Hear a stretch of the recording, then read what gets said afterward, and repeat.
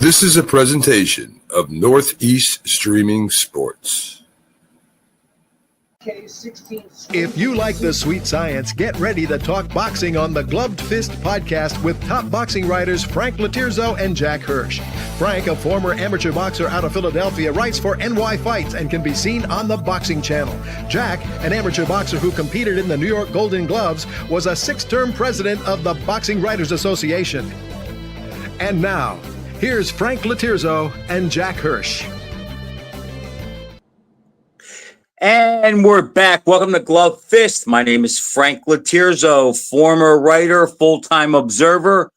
This week we have a special guest. Instead of Jack Hirsch, we have Mr. Don Majeski, matchmaker and historian extraordinaire, who joined us last week. We had a great show. Jack is celebrating his birthday tonight, and Don agreed to pinch in. We love them. We had a great time last week. And Jack and Don, it's too bad because, today being Jack's birthday, we could have asked him about what it was like sitting ringside for Tony Dempsey. Absolutely. And he would have given us a first-hand report. Happy birthday, Jack. I can't fill his shoes tonight, but I'll try my best to make it entertaining. No, we're in good company. Jack, Don, there are so many things I want to get to tonight. I don't have much of a list because you can go down any road. But last week we touched on it. And it dawned on me during the week when I knew you were coming on that I thought you are the only person that I know who attended Ali Frazier 1 live, as did I. But you also attended another super big fight, maybe one of the biggest fights ever, along with Super Fight 1. And that was the Ali Foreman Rumble in the Jungle. That is, and then you told me, go ahead. No, it's very fortunate to have been at both, yes. What I would like to ask you is, and you're the only person I can talk to about this. I was at Ali Frazier 1 Super Fight, and I know how big that was. I was only 13 years old, but I knew what the electricity was that night and the anticipation. It was, you could cut the air with a knife. It was unbelievable. How would you compare that to the Foreman fight, being that it was out of the country? It was 4:00 in the morning and the circumstances were different. Where Ali Frazier won, we really didn't have an idea how it was going to go. They were so evenly matched. Neither had come close to losing before. But when you fast forward 3 years later and you have Ali Foreman, as huge as it was, I don't think the anticipation was quite there because I think most people felt that Ali was going to lose and that would be his last fight and his way out. Yeah, Frank, the amazing thing with Ali, and he's the consensus, he's the greatest heavyweight of all time. Certainly he's number one on my list. And yet the two of the times he fought for the world heavyweight title, first with Liston and then with Foreman, he was a huge underdog. Whereas Joe Louis was never an underdog in any fight he ever had. Even with Marciano at the end, even with the rematch with Schmeling, he was a favorite in every fight he ever had in his entire career. Yet Ali was obviously underestimated. And now nobody could say he wasn't the greatest, or few do say he wasn't. But there are two contrasting things. If you were a hardcore fight fan, and I remember the Ali Frazier, the buildup was incredible. 2 undefeated heavyweight champs of equal, they had equal merit in claiming to be the championship. Ali did go out of the ring for 3.5 years. It wasn't on his own choice, but Frazier truly established himself as the champion. He had knocked out an undefeated Buster Mathis to get the New York version of the title. Then he goes ahead and unifies it with Jimmy Ellis, who really was a legitimate champ. He went into a tournament, which Frazier declined to do. And then, of course, he beats Ali. So, and there were 2 Olympic champions. It had never happened, unprecedented. And there was 2 guys probably at their peak, although ironically, Ali lasted longer than Frazier subsequent to that first fight. He went on to have the championship again and have another dozen defenses of the title. But for a pure fan, with the Ali Foreman fight, a lot of it was that mystique at the Rumble in the Jungle in the middle of the Congo, like a resurrection. It was quite an amazing location, and that was the build up there. But Ali was tainted. He had lost to Frazier. He had lost to Ken Norton, and he was given very little chance to win. And Foreman had bowled over Frazier, bowled over Norton. stopped George Chuvalo, only the second guy to do it in his career after Frazier had done it a couple of years earlier. And he was a guy that everybody thought. I remember writing, and I was wrong in that assessment before the fight, that George Foreman is Sonny Liston had he won the title at 24 years of age. He was going to be champ for 10 years. And it was amazing, the upset. And I think the result was probably more amazing to people, or made it more of a great event than just the fact that Ali and Foreman were fighting, because they were dismissed. The Ali Frazier first fight was the biggest grossing fight of all time and made millions, which is one of the reasons they didn't fight the rematch, because the fights could never agree on a purse after getting the $2.5 million that dwarfed everything preceding it. The Foreman fight, they got double. They got $5 million apiece, and that fight lost a lot of money because it was underwritten by the Zairian government at the time, a fellow Mobutu Sese Seko, who was overthrown years later. But it was disproportionate amount of money to what the fight grossed. And as you said, Frank, a lot of the reason for that is a lot of people just wrote off Ali. They thought it would be a mismatch. You know, it's funny that when you think of those three guys and how big those fights were, it's like they were all undefeated until they faced each other. Yeah. Frazier was the first to beat Ali. Mm-hmm. Foreman was the first to beat Frazier. Ali was the first to beat Foreman. And it's like they're just so intertwined, and they have completely different styles, completely different personalities. And again, I can't touch on the Rumble in the Jungle other than as a 16-year-old kid, I remember thinking that I don't think Ali's going to get, I'm not sure he's going to win, but I don't think he's going to be embarrassed and be humiliated like Frazier and Norton were. As far as the first fight, Don, I was addicted to boxing before that. And once I lived through that, there nothing will ever pass that. I mean, I've said this to Jack a million times. Yeah. It was the one event in my lifetime where I couldn't picture either guy losing to the other guy. But yet I knew the morning after that, that one of those guys would have a loss on the record. And I'd look at pictures of Ollie's and I'd just say, he said so many things about Frazier negative. It's like he can't let him win. And then I'd look at the picture of Frazier and I think, but yet his whole career may be defined by this fight. And if he loses this fight, he'll be looked at as a champion like maybe Ernie Terrell or Jimmy Ellis. So then when you get that, and then you take into consideration their styles were completely different. One's weakness was the other one's strength, and vice versa. One liked being that center of attention, the other one didn't. It's just like there's nothing that I don't think I'll ever live through anything like that. And I'm one of the rare people, Don, to think that despite he lost, I still think that's one of the best fights Ali ever fought. He just happened to have that wrecking machine in front of him that night. Absolutely. You know, people would always have them because he wasn't the great. Oh, Ali doesn't have heart. When it starts to get rough, he'll quit. And boy, coming off the deck in the 15th round of that fight was remarkable for both. I said the fight started with a question mark and it ended with an exclamation point. Yes, Frazier won. The knockdown cemented it, but it was a close fight. But Ali got up, and Ali recuperated from that fight much faster than Frazier. He was back in the ring in July fighting Jimmy Ellis, who was, again, a legitimate heavyweight champ. Then Buster Mathis. And then I think he fought either Jurgen Blin, was it, in December? And then he fought Jurgen Blin. Right? And then remarkably, in 72, he took on about a dozen contenders. Patterson, Bob Foster, Max. He fought 6 times in 72. Fantastic. If you remember, Don, if you remember, his goal was, because he was more apt and anxious for a rematch than Frazier was, but his goal was to eliminate all the contenders. So Frazier had nowhere to go. And if you think about it, who was the one guy he never fought? Foreman. And why was that? Because Dick Sadler told Ali, we love you, Muhammad, but we want to fight the man with the title, and he's a better fit for us than you. And that's basically how that came to be. Yeah.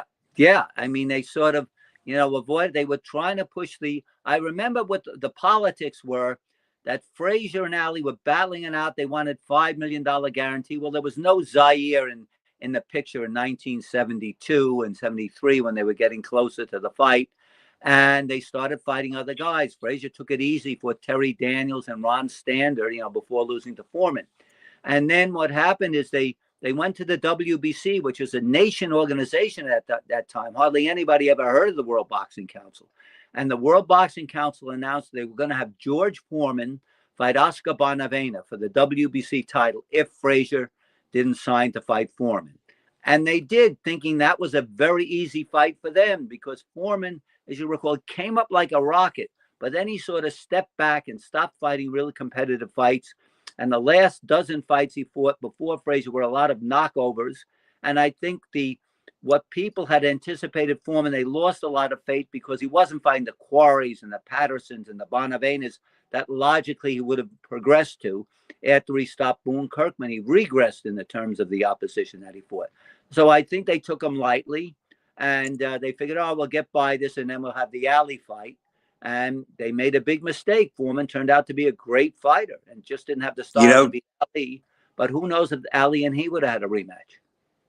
Don, you are the only person, and I said this to Jack on this show repeatedly. You're exactly right, but it seemed that you're the only person besides myself that picked it up. Foreman came out like gangbusters, but if you look at his record, after the fight of the century, they did pull him back because they knew they were in line and they didn't want to take a chance, and he had soft touches. And then once Frazier won the fight, Dick Sadler knew that Frazier was a better matchup for George, and that's basically how it came to be. And another thing that Jack and I disagreed on, and maybe you can break the tie here, was, and you did touch on it, was Ali and Frazier were having a hard time getting together in 72 because, remember, Ali wanted purse parity again, and Joe Frazier said, no, we did it the first time. I beat him. I'm the champ. And Ali's argument was, well, you know what? You're fighting Standard and Daniels on home TV, and I'm fighting all the contenders, and the fights are beamed all over the world. So the people are still coming to see me, despite you're the champion. And Joe Frazier told Yank Durham if he didn't make the fight with Foreman, he was going to go outside of him and make it. And at the end of the day, Ali did get a little bit bigger of the percentage for the rematch than Frazier did. Can you verify that? Yes, that's my understanding. Well, I think they fought the rematch when they both have come off. Remember, they had both come off the losses. As Ali fought Frazier. Here's how great Ali was. He beat Frazier and Foreman the same year, 1974. So I think they got 1.2 million guaranteed. An interesting thing for the first fight, they were going by traditional guarantees. I may have touched on this the last time we spoke, where they were going to guarantee, the Garden wanted to guarantee him 30% of the gross apiece against $1 million guarantee. And the fight was made because a theatrical producer, Jerry Perenchio, had a friendship with Jack King Cook, who owned the Forum in LA and the Lakers at that time. And he had owned the piece, I think, of the Washington Redskins and later the LA Kings hockey. And he plopped down this guarantee of $2.5 million. The Garden put up $500,000 to get equity in the show. And Jack King Cook came up with a guarantee of $4.5 million. But guarantee at that time, it was unprecedented. Patterson, I think, grossed $1 million with one of the listings.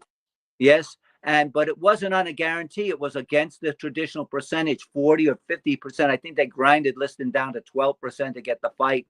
Patterson got a huge percentage, but no one was guaranteeing that kind of money. It was astronomical. So of course it made the $5 million even greater.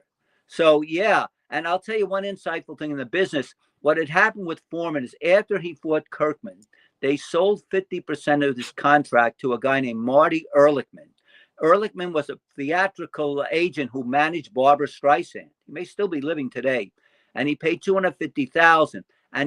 And Sadler and a guy, Henry Winston, there were a bunch of con men involved with George Foreman at that time. Right. They got $250,000. They said, look, we got $250,000. Why take a risk? Why give this guy anything? We'll take fights. And if you look at his career, he's fighting in Oklahoma City. He's fighting in Tampa. He's fighting small fights, some for 10 to 20,000. Didn't matter. They had the $250 in their pocket. And when he's the only he and Jack Johnson, I think, well, not Johnson, because he fought in the States. It's the only heavyweight champ who won his title out of the United States And never lost it. defended in the U and lost it out and never defended. He won the title in Jamaica. He defended in Japan against Roman. He defended in Venezuela against Norton, and he lost the title to Ali in Zaire. And one of the reasons was they wanted to avoid Ehrlichman, who kept trying to attach his end of the purse to get the money back, and they never paid him. So that's one of the reasons why he coasted. They say, hey, we don't have to take a risk. We don't have to take.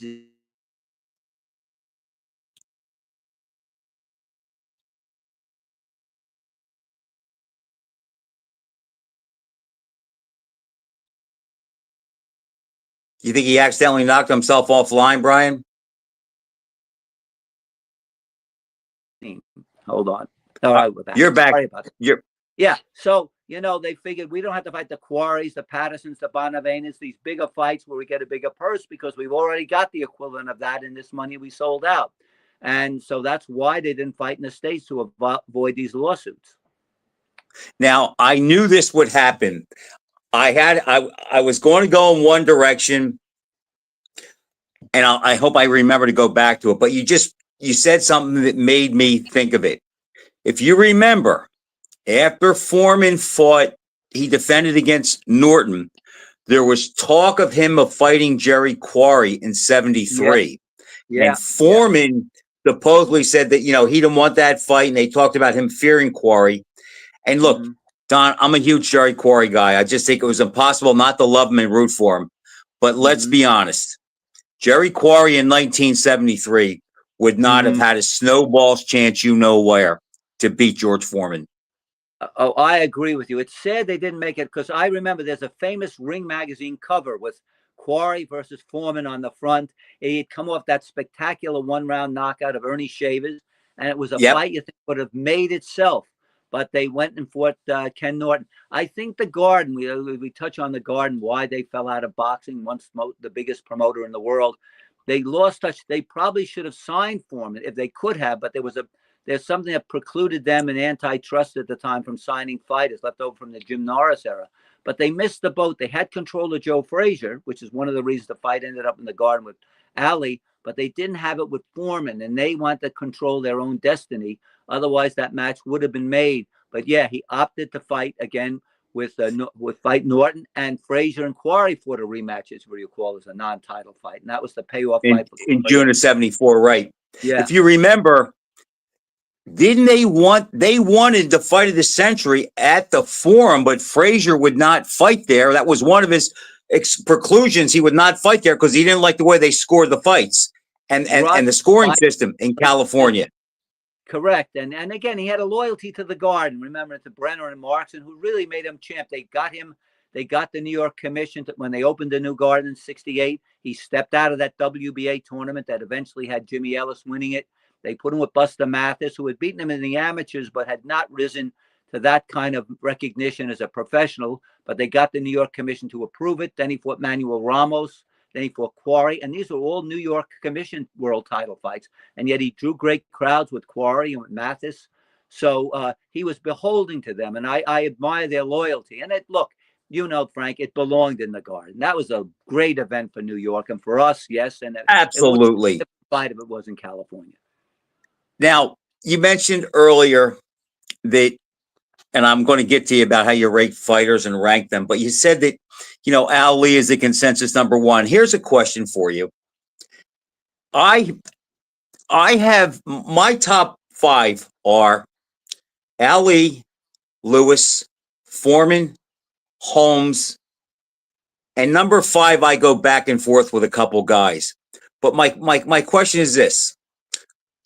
Had Foreman not made his successful comeback, I think he would have been rated a lot lower than he is today. And my problem with that is, just like with Sonny Liston, he's another guy I think is underrated. Mm-hmm. They didn't have long, accomplished title reigns. Right. But if you look who they lost the title to, and if most people agree that Ali should be number one, how do we hold it against Liston and Foreman for not making 7 or 8 title defenses when they lost to the guy who is the consensus great. And if you take Ali out of the picture, if he never gets his bike stolen and he doesn't become a fighter, you could make a case that Sonny Liston was the best heavyweight in the world from, say, 1958, and probably would have had that distinction through Frazier, maybe up till 68 or 69. And Foreman, if there's no Ali, how long does he hold the title after that? So it's like, I don't count that against him because I just think he was that formidable. Now, look, his comeback kind of padded that record, and now he gets the benefit of the doubt. But it's like there's a lot of cases where a guy is really good, but they lose to that all-time great, and they get kind of pushed back. Yeah, 100% I agree with you. No, it doesn't dismiss the guy's great. You lose to the very, very best. Lou Gehrig batted after Babe Ruth. That doesn't say he wasn't one of the greatest ball players that ever lived, maybe the greatest first baseman. He just was in the shadow of the greatest player. And Ali, yes, if you dismiss that. Sonny Liston was my first idol as a kid growing up, the first fighter I paid attention to. And I tell people, well, let's do this. Throw out the two Ali fights, which people dispute the outcome and what happened there. Even if you take them 100% legit, throw out the two Patterson fights, where he won back-to-back one-round knockouts, and look at the wealth of that career, knocking out Wayne Bethea in one round, knocking out Mike DeJohn, Nino Valdez, Zora Foley, Cleveland Williams twice, a phenomenal run. If we had the same system today, or then as we have today, the WBC or the WBA would intervene and said, after the second Johansson fight, either you fight Liston or we're stripping you of the title. And Liston and Foley would have been a de facto heavyweight championship, and he would have had the 10 title defenses that would have enhanced, his recognition as a champion. I also agree with you on the Foreman thing. If he did not knock out Mora, I think he would have been dismissed to a great. He did not fight the quality of opposition that Liston did, where he was blowing over everybody and not on the way up. Yeah, and then afterwards, after he beat Mora, if you look at that, he really steps back. He doesn't fight a real competitive fighter. After that, he loses to Briggs. That was a disputed fight, but he's fighting guys like like Ellis, and the Schultz fight was very controversial. Axel Schultz, right? Yeah, Alex Stewart, right? That's because he did that. He's rated, and I think he's a better fighter than Larry Holmes. But Larry Holmes is diminished, where Foreman is enhanced so much by that. He's been in legendary fights for him from the beginning, waving the flag in the Olympics, even with the loss, the win over Frazier, the way he did it, and coming back with more. Whereas Larry, has had more title defenses, more consistent over his career, but Foreman with that explosive power and winning that title, it just changed the whole perception of him as a fighter and as a champion. I think, and here's my tiebreaker, and this is why I have Foreman over Holmes. Number one, I do think the Foreman who was 40-0 with 37 knockouts at his peak, who fought Ali and Zaire, I think he beats the best Larry Holmes I ever saw. But on top of that, I do think, as you said, he has better wins and more legendary wins. So that would be the tiebreaker. And then if I take Foreman and I move him up to Holmes's era, I think he does as well or better. Or if I take Holmes and I bring him back to Foreman's era, I'm not sure he does quite as good. Yeah. I would like to see how Larry Holmes would have done with a Joe Frazier. I think Frazier is Larry overall a better fighter, but that would have been, he would not have demolished him in the manner in which Foreman did. That's for sure. I mean, that was in both fights, really, he just overwhelmed him. And Foreman could take you out with a couple of, look what he did there's the one comparison, Ken Norton versus Foreman and Ken Norton versus Larry Holmes. And I think the Ken Norton fought Foreman was closer to a better fighter. Yes, better fighter. Yes. So but Don, that is strategies. I'm sorry, style. That has a lot to do with it. But I agree with you. Think about this. Larry Holmes could not bring more to a fight with Frazier than Ali did in Super Fight 1. And I think Ali has better legs than Holmes. I think he's physically stronger. I think he's more durable. And I also think, even though I think Holmes has the harder jab, I think Ali's jab was a little harder for Frazier to slip than Holmes, only for the fact that Holmes is strictly straight. Ali's was up and down, and he had more variance of it. So I think that if Frazier can beat that Ali, and Holmes is going to try to do the same thing. I just don't think he would be as successful. And I think at their best, on their best night, I think Frazier gets Holmes, but obviously Holmes would have a chance to beat Foreman that we know Frazier wouldn't. Yeah. The styles then. Foreman did have problems with great boxers, Jimmy Young, and we saw what happened in the alley fight, obviously. But I think on that power and just the spectacular nature, I think if you took a poll, most people would say that Foreman was the greater fighter than Larry Holmes. Historically, I did that. I think that would be the case now. I agree with that.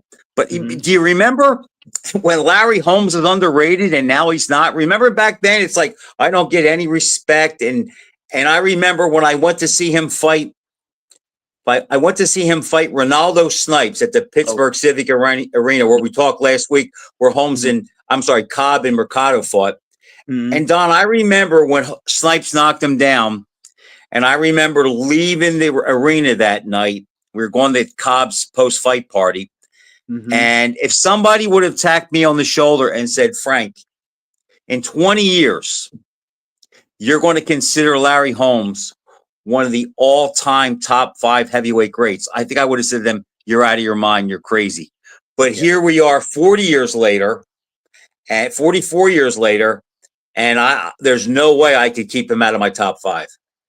No, it's different if you see something in the moment and then you have a chance to step back and analyze it more objectively. I mean, people who follow Larry Holmes now or assess him, they're looking at films, but they're looking at his record in a book. You and I are watching him as it's taking place. You're watching him get knocked down by Snipes. We're watching Ali Frazier as it takes place. So the emotional response we have to Ali Frazier one, it's got to be greater than anybody else who's just read about it. They can be excited about it, but they can't replicate that. I'll tell you an analogy. Foreman and Holmes to me is like Ezzard Charles and Jersey Joe Walcott. When the ring had their Hall of Fame, Jersey Joe Walcott got in the year before Ezzard Charles. Now, they fought 4 times. The only knockout victory was when Walcott knocked out Charles. In the third fight. Now, if you brought up the fact that Ezzard Charles, one of the greatest fighters, pound for pound of all time, he's the equal to Sugar Ray Robinson, they were born the same year. 40, 50, people would have laughed. They say he's a great, capable fighter, but he's nowhere like that. And now he's revered because he's assessed as a light heavyweight. And most of the people watched him fight live, saw him on television when he was over the hill as a heavyweight. And he would be miles ahead of Jersey Joe Walcott in an evaluation. People are saying he's a better fighter than Gene Tunney. That never would have come up as a question 50, 60, 70 years ago. Teddy Brenner had the line about Charles. He said he's a great fighter unless you had to pay to see him. And he's analogous to, Emil Griffith, who fought and beat everybody. But few people say he's one of the greatest of all time. But on accomplishment, you can't argue with it. But Larry was that kind of great, tactician and a wonderful fighter. But yeah, I think his reputation now has grown after he's retired and after you can look at it and assess it, soberly and objectively. Do you know who else you can say that about? Lennox Lewis. Oh, yeah. I remember when he was knocked out by Oliver McCall, same thing. If somebody would have said to me in 1994, Frank, in 20 years, Lennox Lewis is going to make your top 6, 7, I would have said, no, you're crazy. And now when you look back at his career, he could box, he could punch, he could fight as the attacker, he could fight as a counterpuncher. He had a great jab, a big right hand, a good uppercut. He's a very tough matchup. I mean, the knock on him is he was stopped twice by basically one punch. Yeah. But as we saw, he beat those guys in rematches. He wasn't in shape for those fights. And I can't hold it against him, Don. He makes my top 6 or 7. I'm very subjective. I worked for Lennox Lewis's management for most of his career. And I'll tell you, first of all, he was a counterpuncher. He wasn't a guy, an aggressive fighter. This is what people don't. He wasn't a guy who comes out to blow you out. Although he knocked out Michael Grant and Galata in 1 round, he was capable of that. And he went after Razor Ruddock too. He did, and he made that fight and stopped him. And the fights with Ray Mercer and things like that, and Tua, he was effective, but he was very cautious. I remember Manuel telling him to fight with Tua, don't mix it up, just use the jab, and that's what he did. So he followed the pattern. And he was a thinking fighter. he wasn't always the most spectacular fighter that there was in the world. But in hindsight, he beat all the fighters of the generation. We never got the fight with Riddick Bowe as a professional, because when we were going to make that, Bowe fought Galata, and there was all that controversy. In fact, most people tell you he lost the Galata Bowe, but he didn't. You know, he won the 2 fights on disqualification. So, but other than that, he dominated, everybody in his generation. Unfortunately, again, for him, he's in the shadow of Mike Tyson, who, even though he knocked him out, Tyson he's the biggest superstar in boxing, regardless of whatever he did in his personal life. He's the most revered, most recognized fighter in the world, above anybody active or retired or living today. And I think it was. Go ahead, finish, Don. You think what? I think Tyson was a great fighter. You know, at his peak, he was a great fighter. Okay, so let's go down that road. Okay. Where would you place Tyson among your top 10 greatest heavyweights? Does he make the top 10? He's sort of on the bottom. I tell you this. Well, this might be a statement. I think Tyson was the best of that foursome that came in that generation: Bowe, Lewis, and Holyfield. I think at his best, he was the best of those fighters. I think that when he was fighting, there was a time he said that's the greatest heavyweight. Now, he probably was not the greatest heavyweight, but I rarely heard that said of Holyfield, Bowe, or Lennox Lewis. Now we're respecting Lewis more so than, but there was not a time when he was active. Say, boy, this is the greatest heavyweight. Could be one of the greatest of all time. I think he was effective. I think he's winning, but I don't think they had the accolades that Tyson had up until that loss to Douglas. And he came back after the loss and knocked out Henry Tillman in 1 round, and he beat Razor Ruddock twice. So he won the title back, or a portion of the championship back after that as well. Now, see, I think I have Holyfield and Lewis above Tyson. Oh, okay. I think of that 4. I have Holyfield number 1. Okay. I just think he would. If I had my choice, if a boxer came from another planet and the Earth was on the line, and I could pick Holyfield, Lewis, or Tyson to face him with the Earth on the line, right, I would take Holyfield, because I think he's the toughest. I think he's the most versatile, and I just think he's more apt to find a way to win than the other 2. Tyson's a swarmer. If he comes up against a guy that can back him up or take his punch and extend him, I don't like his chances there. And then Lennox Lewis, what if he gets clipped? Even though I'm not going to say he doesn't have a great chin, but I just would be more confident in Holyfield. So I think he's the best of that group. Tyson was clearly the most exciting, the best promoted. But Don, I do have a little issue with Tyson. And I think Tyson's one of those guys that he was overrated in the 80s, and I think he's underrated today.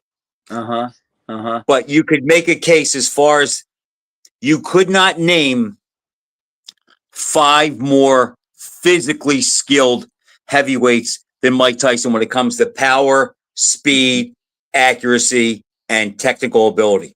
Excuse me. And Holyfield, indomitable. I'll tell you again. I was involved with Lewis, so you have those situations where you're more subjective. The first fight was, very controversial. Almost everybody thought, although I had that fight 7-5 in rounds, Holyfield against Lewis, and I remember sitting near Mickey Duff. He said, "How do you have it?" Because he had made a big bet on Lewis. I said, "It's very close." "Why, you're out of your mind." And I never expected to draw. But in the rematch, had they given that decision to Holyfield, I don't think it would have been scandalous. That was very close. People have said to me what they should have done is reverse those decisions. The rematch could have been the draw, and the first fight could have been the win for Lewis. But people forget how close that second fight was. And it was very close. I think the first fight, Don, I don't think Holyfield thought much of Lewis. And just his demeanor that night didn't seem like he was into the fight. After the first fight, he realized he had to bring his A game. And I'll never forget when I asked Holyfield, I went to the Hasim Rockman Holyfield fight. Right. I believe it was in 92 in Atlantic City. Right. And I'm sorry, what am I saying? 92. It was 2002 Yeah, because the following week, Tyson and Lewis were fighting. And I right. went up to Evander and I said, Evander, look, I says, you fought Tyson twice. You fought Lewis twice. Who do you like next week? And he looked at me and he says, Frank, he goes, I got to go with Mike. I got to go with Mike. I got to go with Mike. And I remember, Don, the way he said it, in his mind, he had much more respect for Tyson than he did Lewis. Mhm. And it amazed me at how quick he said that. Like he had no doubt. And I remember I picked Lewis and I thought, boy, is there something I missed? I notice what fighters, when you ask them that, they're always going to pick somebody that they beat because that makes them look better. It's a psychological. Ask a fighter, what was your toughest fight? And 99% of the times he'll tell you a fight that he won. Because you'll say, well, what about this? This guy knocked you out. Oh, well, I lost that fight. Their mind is the toughest fight that they won. If they rarely concede it's a fight they lost that got beat. You always ask them, Frazier, what's your toughest? Oh, Quarry, or not Foreman. Bonavina or somebody, right? Yeah, they'll say somebody that they defeated rather than somebody defeated. I don't know, it's psychological or what it is, but that's invariably been the response I get when I ask those questions of fighters. All right, let me give you a blitz real quick. All right, you basically have Ali number one. Who's your favorite fighter of all time? Oh, no, who do you think is the greatest pound for pound fighter of all time? Well, I always tell people, don't ask me that. They ask that question, who's the second greatest pound for pound fighter? Thank you. Everybody says Sugar Ray Robinson. And I have to say that as well. Looking at him, looking at the career, looking at the body, unbelievable fighter. Yeah, he was the best. And then it comes to who's the second best, I guess. If I said who's second best, who would you have? Well, if you dismiss heavyweights, I would go him, Ali, and then Joe Louis and Johnson, Langford, Harry Greb, Henry Armstrong. That'd be my list going to that point. And then we drop down, and then you sort of angle around Duran, Benny Leonard, Joe Gans. And then most of those guys I'm reading about, seeing a little bit of film clips. But I tend to say, how many great fighters did they fight and beat during their career? How dominant were they in their career? And there's a great book by Bill James about the historic baseball abstract. And he tries to compare who were the best players at each division and rates them. And he said he goes on contemporary reports seeing what did contemporary writers and fans think of those players. And what did the contemporary audience think about it? Now, we say in retrospect, we can look at a fighter more objectively. And Ezra Charles is a great beneficiary of that. Gene Tunney has lost that in recent years. So I go on, who they defeated. I use the Hall of Famers as one criteria that they beat 6 or 7. And some of them beat the Hall of Famers when they were 40 years old. So it doesn't count. But you've got to look at how dominant they were when they were fighting. And what great fighters they fought or avoided. Yeah. But Don, what do you do in a case like Marciano, where I would say it's a consensus that wasn't the strongest heavyweight era? Mm-hmm. Yeah. Again, how would you rate him? My 5 heavyweights are, and again, because it's a lot historical, I guess, I put Ali 1, Lewis 2, Johnson 3, Dempsey 4, Marciano 5. Now, do I think Foreman or Liston or Holmes could have beaten Marciano and Dempsey in a possible fight? Possibly, but I think that the historical impact of those guys is so profound, and it has to be for some reason, other than it's not just what they accomplished in the ring outside of it. So it may affect my judgment, but they must have made such a tremendous impact that they still are, talked of in such reverence today. Maybe boxing was bigger when it, produced those 5 guys, that nothing has equaled them. But, Marciano, I think he beat the best of his time. He wasn't manufactured to be 49-0. And he was a fighter with a lot of flaws. We know that. He wasn't a big man. He'd be a cruiserweight today. So nobody says, was he the greatest cruiser of all time? But I think the fact that he managed to do that, which was remarkable, did he retire in the right place at the right time? Probably, though I think he would have knocked out Floyd Patterson had they fought for his 50th fight.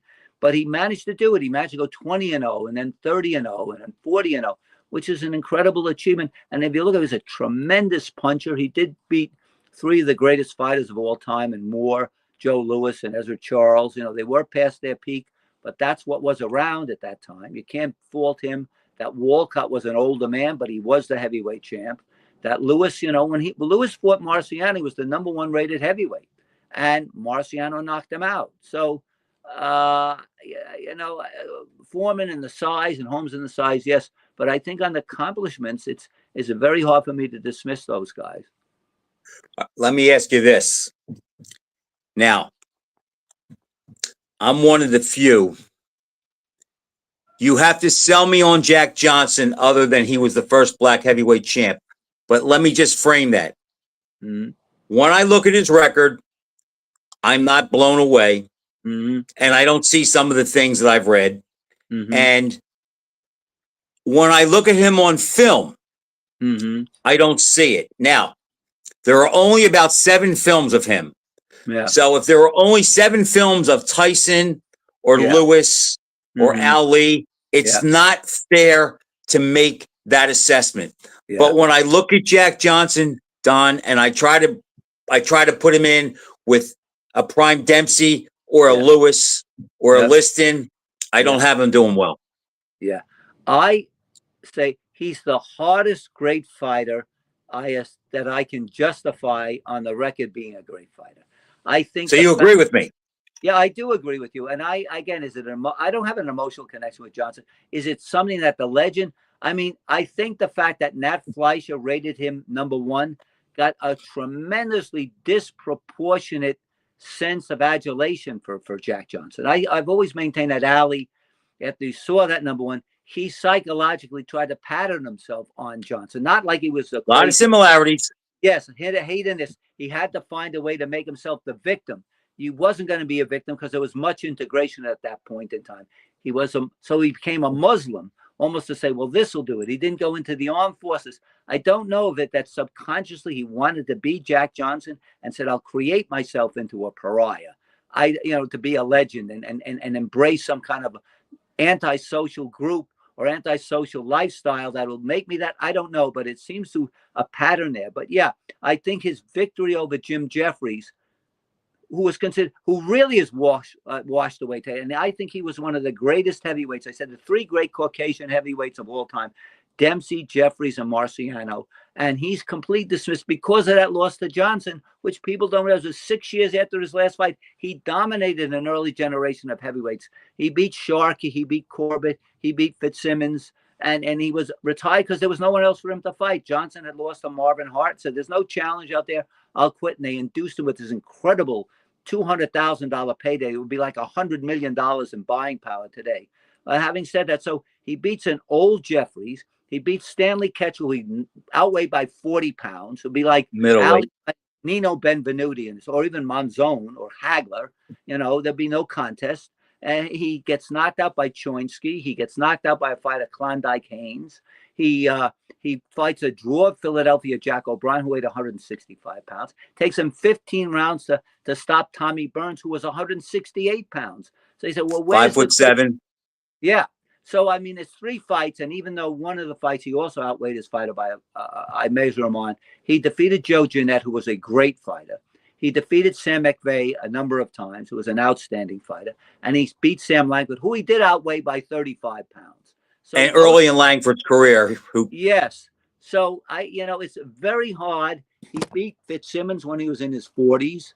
But he didn't avoid fighters. He didn't fight the best black fights. He could have given a rematch to Jeanette for the title. He could have given him a rematch to McVeigh or to Langford for the title. And people said, well, they wouldn't have bought it. But he fought in France with a fighter, Jim Johnson, who fights a draw with him. And he was knocked out by Langford. And in the draw, there were 3 scores, and only one voted for.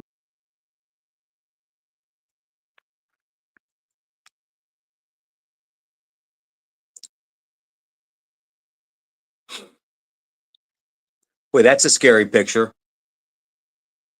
Don't laugh, Brian. He'll come back on. Okay. 1 ass cheek and 3 toes. He probably just shut himself off there, accidentally trying to fix his phone. That's probably what that was. He'll be back in a second. He's a good guest. That's Sonia, by the way, who keeps chiming in. There he is. Hello, Sonia. Okay, I think there we go. I'm There we I'm, go. I'm in the Jack Johnson era technologically. I apologize. Go Great back to segue, Don. Go back to daguerreotypes when you're dealing with me. But yeah, So he is hard, basically, almost impossible. Yeah. Don, what you said are a lot. It's a lot of my contention with Jack Johnson. But today, if you say that, you're almost a pariah. But I have to go by what my eyes see and what you just detailed, which is the same kind of faults I have with his record. So he does not make my top 10. Yeah. Okay. He doesn't. Now he was dominant at this time. Look, if I look at, I use the Hall of Fame fighters as a criteria. He beat this many Hall of Famers. Well, Ali beat 7 Hall of Famers, Dempsey beat 7 Hall of Famers, and Jack Johnson beat 7 Hall of Famers. But if you examine it, Jack Johnson beat Bob Fitzsimmons when he was 41 or 42 years of age. He beat Jeffries when he made a comeback after a 6-year At layoff. 36. Right. He beat 3 guys that he outweighed by 30 pounds, Ketchel, Langford, and Burns. And maybe Burns is not a Hall of Fame. Only the fact he had the heavyweight title got him into that. So if you look at the context, so the 3 fights that, again, for me, his greatest win was probably the Joe Jeanette victory. And because Joe Jeanette is greatly underrated today. But Joe Jeanette beat him. And I think Jeanette at the time had like 12 fights when he fought Johnson. They matured at different stages of the career. So, yeah, he's the hardest guy, prima facie, to make a case for that he was a great fighter. And people will tell you the hardest one, yeah. I think you stated that well, and I agree. Now, let me ask you this. And our friend Russell Peltz framed it this way. If I said to you, Jack, if I said, Don, who do you think would win between, say, I don't know, let's just say Joe Frazier and Jack Johnson? Russell's contention is, well, do we go back to, are they fighting in 1910 or are they fighting in 1971? How would you match those guys together? Well, look, I don't know what the 1910 might have favored Frazier more because he could have done anything he wanted, hit low, hit him all. And not that Frazier was a dirty fighter, but he was so aggressive, nobody would have. He did go low sometimes, though. Yeah. So he was a great. Frazier never fought Harold Johnson. I mean, they were a different era. He was a great boxer. He would tie you up. He would make it hard for great inside fighter. Yeah, I mean, was he capable of rising to the occasion if he had to? Jack Johnson, possibly, but you'd have to look at it and figure, well, Frazier would blow him out. But technically, Johnson did fight a guy and went 27 rounds. I mean, the fact that he could do something like that is pretty phenomenal. He lost the fight. Technically, I think Johnson had a chance of beating Frazier, but I don't know how much that is based on fact. People revered him who saw him fight. I mean, most people in his time thought he was one of the great fighters. I don't think they thought he was necessarily better than Jeffries, and I don't think people thought subsequently he was better than Jack Dempsey, but he was well respected, and he, I think it'd be a very hard fight. I think on the style, Johnson could have tied up Frazier and made it difficult, but on power, Frazier does it. But I would think Johnson could possibly beat him. Again, this is all just on instinct. I don't know if the facts could back that up. I would favor Frazier heavily in that fight, but let me. Where was I going to go with this? There was something I just lost my train of thought thinking about that, and there was something that you said regarding Jack Johnson. Jack Johnson trying to assess him of the legend over his accomplishments, or how we were talking about Peltz, how he said about if they. Well, if I said to him, if I said, Russell, who would you take? Joe Frazier, Jack Johnson, the first thing he would say to me, well, Frank, are they fighting in Johnson's era or are they fighting in Frazier's era? All right, but I don't know. And I would say, well, I'm going to take Frazier from March of 71 and I'm going to take Johnson in whatever his best fight was and then try to match them that way. Right. Yeah. Well, see, there's 2 ways of doing it. Do you take 2 guys at their peak if they fought each other, or do you say, who accomplished more during the course of their career. I mean, that's another way to look at it. Bill James, and I like to refer him because I'm always thinking about doing this great book. And I talked to you and Jack about collaborating on this historic boxing abstract to compare these fights and put it on paper and make the arguments. And he brings up who's the greater pitcher, Warren Spahn or Sandy Koufax. Warren Spahn had a greater career value over the 20-odd years. Koufax had a higher peak. Right, higher peak value. So who are they pitching match? Who do you bring in? It's the 7th game of the World Series.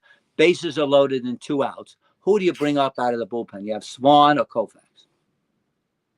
And you know that is, see, but don't you think that's basically when we break down sports, that has a lot to do with it. That goes a lot of ways. Bases loaded. Yep. For 2 outs. Who do I want up to extend the game? Yeah. Who? Right. I mean, who would it be? Would it be Ted Williams? Would it be Pete Rose? Who would it be? Tony Gwynn? It's like all those things are, or Ty Cobb. Okay. So it's like you have the argument with the accomplishment, and then you have the argument with peak.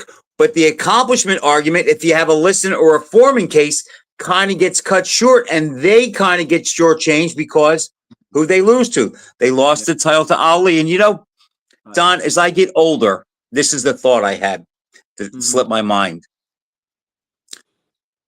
I'm starting to get to the point where I only feel comfortable speaking implicitly in definitive terms on fighters I saw.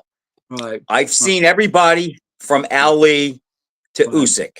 Okay. I've seen a ton of films of Liston, a ton of films on Lewis, all the stuff that there is of Marciano, the films on Dempsey. But as you said, I didn't live through the period. And the argument I use, there's 2 arguments I use. Yeah. Michael Jordan and LeBron James. Okay. A lot of guys that are 40 and under that didn't see prime Michael Jordan will say that LeBron is better.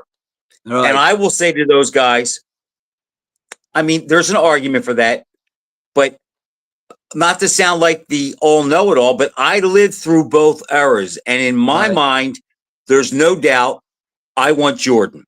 Right. Same thing with Floyd Mayweather and say Sugar Ray Leonard. Right. I have nephews that are 40 or whatever, and they grew up in the Mayweather era. They never saw him lose. They didn't live through the Leonard era, Don. And it's like I said, well, you don't know how good this guy was because you didn't see him. Where I saw the best Leonard and I saw the best Mayweather. And it's like, as I get older, I realize that I'm most comfortable speaking on what I saw. Yeah. Yeah. If I go by that, I will say, look, I saw probably, with the exception of Johansson, everybody has held the heavyweight title from Floyd Patterson until now. Mostly, and all of them in person. I saw Liston's last fight with Wepner in Jersey City. I saw Patterson a number of times. He fought on a promotion I worked on with Pedro Augusto, but I saw the last fight he had when he fought Ali. I saw when he fought Bonavena in the Garden. I saw the fight with Charlie Green. And to me, Ali and Frazier were the 2 best fights I saw in person. Foreman with the spectacular win over Frazier. But Frazier had beaten better fighters to me than Foreman going up to the title. You know, he'd stopped Chavallo. Absolutely. First guy ever to do it. Beat Bonavena the 2 times. The first one coming off the deck twice. What hard, and then Philly just war. And Jerry Quarry stopping him twice. These probably the 2 best. I judge what I saw. Now looking at Liston, I saw him fight, but I saw him fight Chuck Wepner. That Liston would not have beaten Joe Frazier that I saw. No. Ellis and those guys. So, and Floyd Patterson at that point, I don't think he was one of the greatest, but he won. So I saw these guys at the end, like I saw Harold Johnson's last fight. Well, based on just what I saw, he's never going to have beaten a Michael Spinks or a Bob Fawcett, regardless of what people say happened 20 years ago. So to go by what you say, yes, then I would say, Ali, Frazier, the tops, at their peak. Foreman are the best I've seen. Holmes, and then you go down to Lewis and Tyson and that. based only on that. Yeah, it's very easy to read a book and say this is the win, this is the loss, and this guy won 196 fights, and yeah, you can't walk away from that. But it's like you're looking at a ball player and say Ty Cobb must have been great with that 366 lifetime batting average. But I saw Willie Mays play, or I saw Hank Aaron play, so I can judge on that three-dimensional thing. And I agree with you with Leonard over Mayweather. He was. Jose Napoles was my idol as well. Him and Liston were the first guys that I followed, and I covered all his fights. And people, I say, I think Leonard was a better fighter. Wow, you love Napoles. It doesn't mean I don't think the other guy was a greater fighter. At his peak, he had the fastest hands of any fighter I ever saw. A tremendous, just a great, great fighter. Yeah. You're talking Sugar Ray Leonard. Yeah. Jack, Don, he really was all that. He could box, he could punch. Mm-hmm. He had unbelievable hand speed and combinations. He never let his opponent's punches go unanswered. He had that mean streak. He was durable. Mm-hmm. I was awed by Leonard. I sparred him once in 1979, and it was scary. He did. He hit me with. He was getting ready to fight Tony Schiavone. Oh, okay. It was June of 1979. Oh, okay. And and it was early in the day. It was like 12 o'clock. We're at Frazier's gym, and he needed somebody to move around with. And at that time, I'm about 163 pounds. Oh. I've had about 20 amateur fights, but I was pretty durable and rough. So George Benton said, look, he said, I have my amateur middleweight. He goes, he'll come after you for some rounds. He goes, just don't try to kill him. So we get in, we do 2 rounds, and Don, Leonard hit me with a triple left hook. He hit one to my elbow, one to my shoulder, and then one to my chin. Yeah. So after we get done, I go up to him. I said, Ray, that hook to the shoulders was a trap and setup to get me to bring my hand down, wasn't it? He says, Frank, he goes, it's one of my favorite moves. He goes, and you're one of the few guys that actually caught what I did. And he said, yes, that was it. And it's like, it was beautiful. It's like, boom, boom, boom, boom. And like when the second one came, my instinct was just to drop my hand a little bit. And then he came over with the left to the chin. But that's not why I am prejudiced to him. I agree with you. I think he would have beat Napoles. And I have some friends whose opinion I value, and they're roughly my age. And they will say they think that Leonard is the greatest pound for pound fighter of their lifetime. Wow. Yeah. No, he was a great fighter. He, up there, the people also forget, with distance, things change, perceptions change. That first Duran fight was very close. That could have gone to Lennon and it would have been no scandal at all. But he was such an underdog. He had that charisma, Duran. And I think was it one judge that had 10 rounds even, something insane like that? He had a 3-2-10. It was a crazy 3 Duran, 2 Leonard, and 10 even. Yes. Well, he should have been fired on the spot. What is that? That's insane. I hope that he was. And, to carry that and it just squeaked by. And if it wasn't Roberto Duran, any other fighter, Leonard would have got the decision that night. And he completely humiliated Duran the next day. I mean, Duran has said since he says, I was willing to accept losing, but I wasn't willing to accept being humiliated. And that's basically what happened. And some people do not realize that fighters fear being humiliated more than losing. Yeah. You can have the victory, but you're not going to. We only have a minute or so left, Don. Let me just say this. I thoroughly enjoyed this. We're going to have to do it again. But real quick, Sonny Liston is one of your guys. And I think aside from Joe Louis, Sonny Liston is the second greatest boxer puncher in heavyweight history. How do you look at that? I would find it very hard to disagree with that, because the guys like Dempsey and Marciano were one-dimensional, great fighters, but one-dimensional. Liston had the jab, he had the right hand, he could set you up, and I wouldn't dispute that, Frank. I think he was a more rounded fighter than George Foreman. Oh, I don't think there's a case that people, when they think of Sonny Liston, they think of Cleveland Williams, but no, he was a much better boxer. He was a two-handed puncher, but Sonny Liston was an outstanding boxer, and he was a natural born fighter from what I've watched.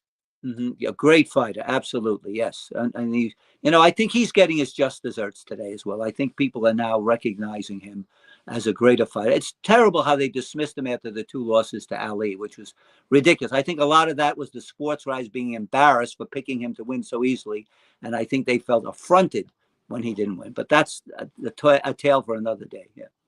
I think he is the most underrated heavyweight champ in history.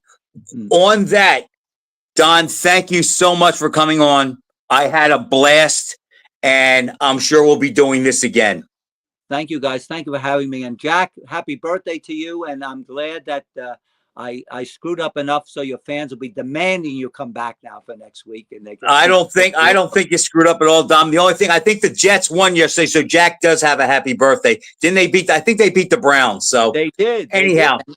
That's it. And they fired the Giants coach. So that's a vote of confidence for the Jets. Let's see how long he lasts, but I'm glad they won. That's a good point. Thanks for watching, everybody. We'll see you next week. Thank you.